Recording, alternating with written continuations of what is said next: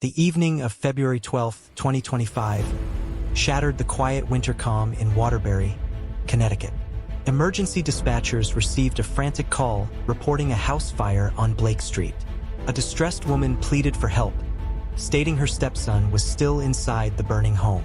What first appeared to be a tragic domestic accident quickly unraveled into a case that would horrify the nation.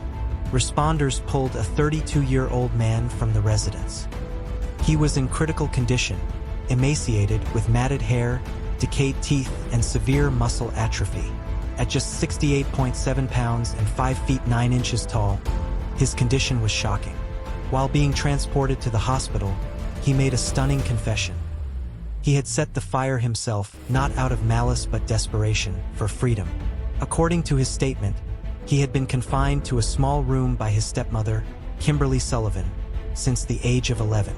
He described more than 2 decades of starvation, abuse, and near-total isolation.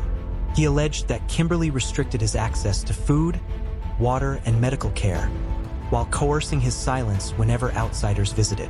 His account was chilling, but soon it would be corroborated by extensive evidence. Kimberly, uninjured in the blaze, initially told investigators that her stepson had woken to find the television on fire. She claimed the door to his room was not locked and insisted he was free to leave. Despite her cooperation, no arrest was made immediately. Police launched a full investigation while the victim began a long journey toward physical and psychological recovery. As the story reached national headlines, the central question emerged: how had this gone unnoticed for so long?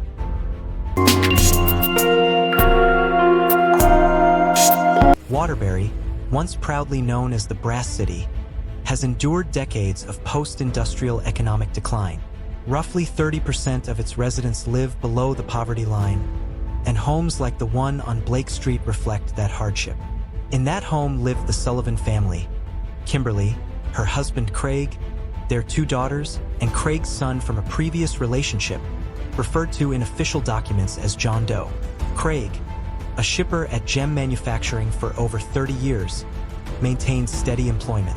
Kimberly last worked in retail at West Farms Mall, though she stopped in 2021. Despite Craig's income, financial struggles were constant. Both Kimberly and Craig filed for Chapter 7 bankruptcy in the mid-2000s. It was during this time that the first red flags about John emerged.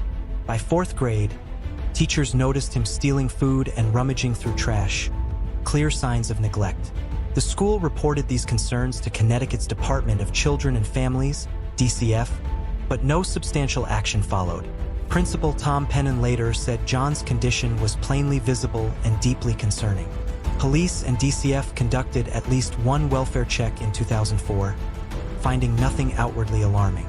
In 2005, when John stopped attending school, Kimberly claimed they had opted for homeschooling. Officers visiting the home described it as ordinary and closed the case.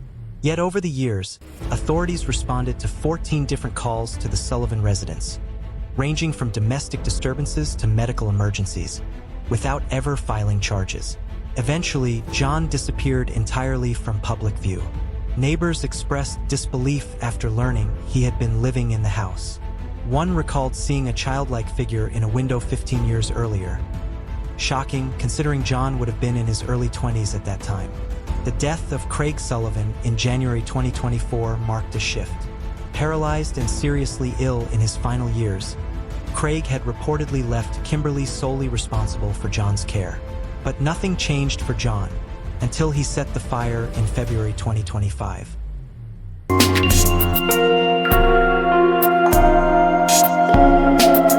The investigation that followed John's escape was swift and comprehensive.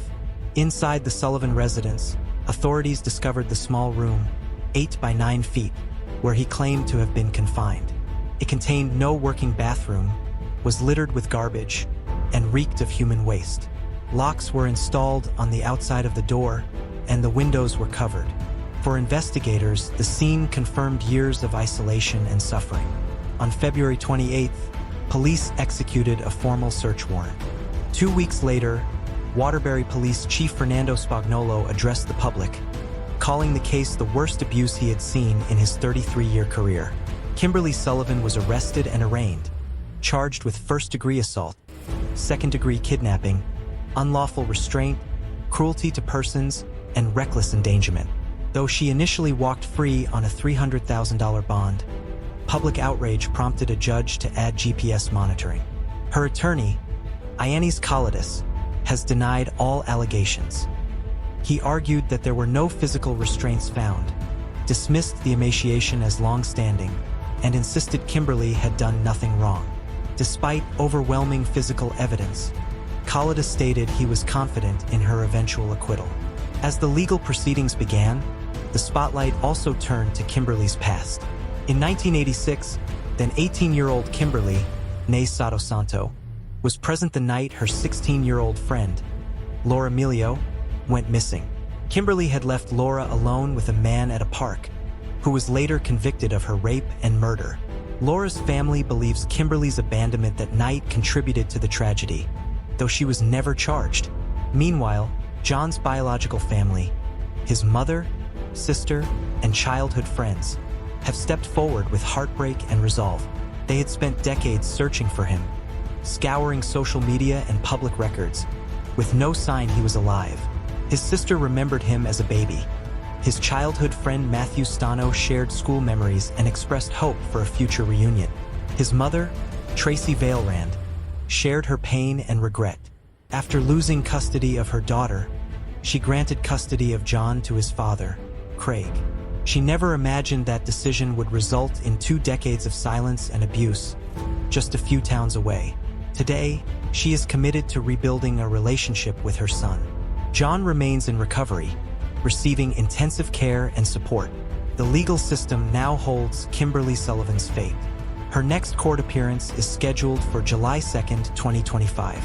This case has stirred deep questions about systemic failure. How could a child disappear in plain sight? Why did repeated warnings go unheeded? And how many others suffer in silence, lost in the gaps of a broken system?